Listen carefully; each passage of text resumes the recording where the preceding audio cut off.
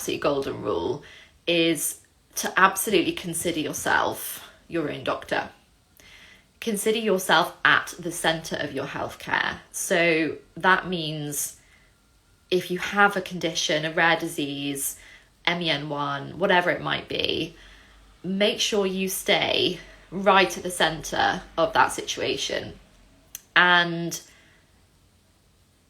even though we have teams out there to look after us, we have specialists, we have experts, we have doctors, we have professionals, and they're doing their best all the time for us.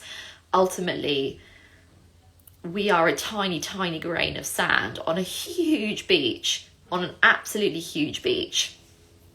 And to expect that, you know, things are always going to run smoothly is just unrealistic. But I found that the way to ensure that actually I stay on top of things, and when I'm on top of things, that then means that at least I have the knowledge and I have, you know, the wherewithal to go to people when problems happen.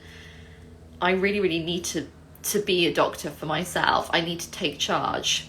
And a lot of the time it's uncomfortable because it means coming across as demanding or bossy or as if I know what I'm doing, or maybe insinuating that I know better than someone else who's in a professional capacity.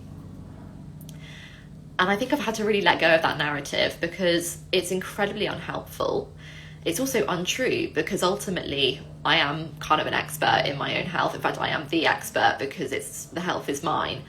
And yes, obviously we've got specialists and medics and scientists looking at all the data and stuff that's being drawn from that health, from my body and what's going on. Ultimately, I'm the one experiencing it. So that makes me kind of head of the team, if that makes sense.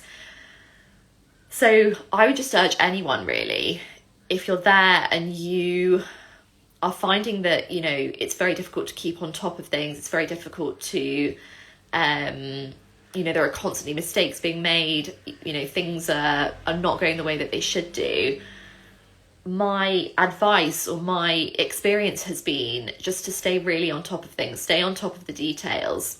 Don't be afraid to speak up in situations where you feel as though you have an opinion that needs to be heard, or you think a mistake might have been made, or some need hasn't been met.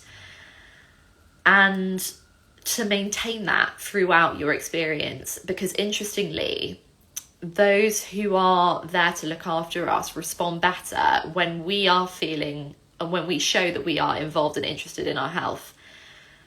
And that's actually an easier person to work with ultimately.